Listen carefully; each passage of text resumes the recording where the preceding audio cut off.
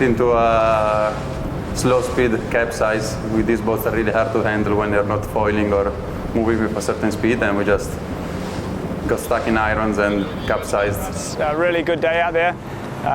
Anywhere between 10 and 17 knots of wind, maybe 18 knots.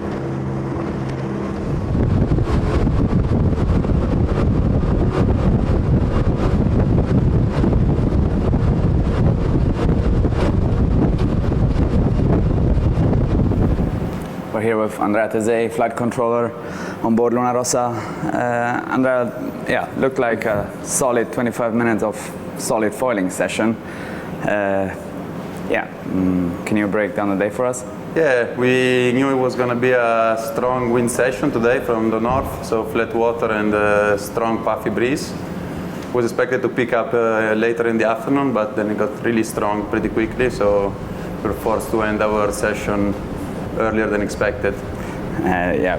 Just when about to stop, you guys had a low boat speed capsize. Can you run us through that? Yeah, we went into a slow speed capsize. With these boats are really hard to handle when they're not foiling or moving with a certain speed, and we just got stuck in irons and capsized with no speed. Classic ski for mott capsize. And Andrea, any boat speeds recorded above 53 knots today, or are you still stuck with that? We hit some big boat speed numbers. Obviously, the goal of this day was that strong breeze and flat water, so pushing bearaways and high speed for the boat and loading all the structures. I mean, you've been gone some weeks, especially because sailing in Barcelona with the AC40, some modification on port side and starboard appendages. How do they feel like in terms of handling? Yeah, the boat now is gone back to a dihedral foil on the port side, so that definitely brings some changes in the handling. Has a shorter boot, so you have less space to fly the boat, so different on that side, but not much else on that note, obviously. Would you say it's harder to handle than the one flap port side? I would say it's just depends on the conditions, and every foil has its own sweet spot where it works at its best and other weaker points, so overall they are similar.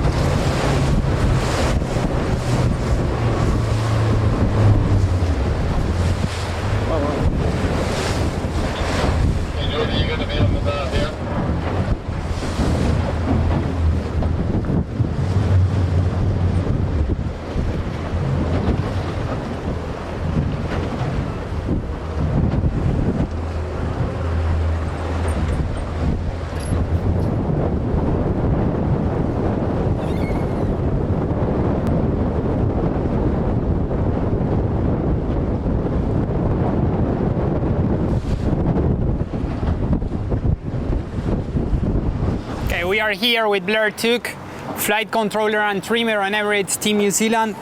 Blair, can you take us through the day? Yeah, so first time back into it, started the block for us. A really good day out there. Anywhere between 10 and 17 knots of wind, maybe 18 knots, and a sort of swell or sea state coming from quite far left of the wind. Yeah, challenging day for control, especially when you're just coming straight back, off the plane. But all in all, the team did a great day, and sets us up nicely for this next block. Today it was the day with the biggest swell, and especially it was in a very different direction to the wind direction. Can you tell us a little bit more how you managed to have a stable boat in those conditions? Well, I wouldn't say we always had it stable, but that's certainly the goal. No, we've been gearing up for this. With training back in New Zealand, we sailed in the nor'easter breeze back in New Zealand. That's often lined up with the wind, so we don't have a lot of off-axis swell, but we've thought about how we will control it, and really pleased with how the team tackled it today. It was, like I said before, straight off the plane, and being able to control the boat like that in those conditions was pleasing. Going into the beginning of the day, we saw the J3 coming up for the first time here in Barcelona. Then it had to be dropped, and then when we were sailing, the jib halyard had an issue. It either got broken or it looked more like something got loose and needed to be retied or refixed. Can you give us some more details about that? Yeah, we had a little mistake at how the jib was connected up to the load cell at the top of the rig, but that'll be a shout for whoever puts their hand up. Nothing wrong structurally with any of the gear, but just a little mistake. So anyway, that'll be a shout for someone, but no, it was all good. We got that back going, and then obviously changed from the J3 to up another couple of codes. So yeah, we went breeze built quite quickly there from that 10 knot straight to 15, 18. Okay. When talking about the crossovers of your sails, it looks like most of the bigger sails, talking about the front sails, the front sails, yes, they have a very small wind range, and then you start jumping very quickly into the smaller sails. Is it like that? I think we're still, we've obviously sailed this boat quite a lot now. The configuration changed from the last cup, obviously, with the no backstays. So we're still learning exactly where the crossover is. So we don't mind changing back and forth a little bit to try and see. But yeah, for sure, like any, high performance boat, there's that peaky period around max power, which is quite hard. You're trying to get the most out of the boat, and from there quickly the boats start to accelerate, and you're chopping down codes. But the seastead obviously adds another factor into that, so that you're working into just how much power you need with the seastead around. Okay, thank you very much, and welcome back. Thank you.